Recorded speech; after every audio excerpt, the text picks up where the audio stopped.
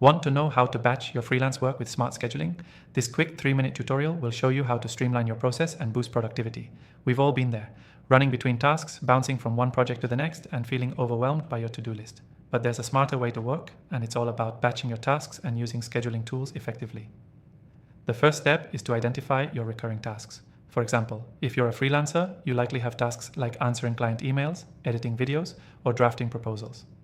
Instead of jumping between them throughout the day, group similar tasks together. The key here is to make the most of your focus time by limiting the number of times you switch gears. Batching helps you stay in the zone longer, which means faster and higher quality output. Once you've identified tasks to batch, it's time to start scheduling. Set aside specific blocks of time for each batch of work.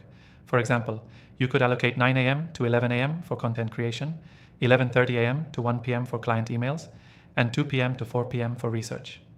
The more precise you are with your time blocks, the less time you'll waste deciding what to work on next. To make sure you stick to this schedule, it's helpful to use a scheduling tool. I've tested a ton of popular options, but the software we'll be using today stands out. It helps you visualize your tasks and create recurring schedules that sync across your devices. Plus, it takes the hassle out of manual scheduling by automating reminders and keeping you on track. If you're interested in trying this out, I've got an exclusive free trial for you in the description below, just for viewers of my channel. But remember, batching isn't just about scheduling tasks in a calendar. It's also about setting limits for each batch. For example, don't schedule a 4-hour block for something that should only take 2 hours. The goal is to find that sweet spot between efficiency and avoiding burnout. Be realistic with your time estimates, and you'll feel more accomplished and less stressed by the end of each day. Now, once your work is scheduled, the final step is to stay disciplined. Treat your schedule like a contract. Don't allow yourself to get distracted during those dedicated work blocks.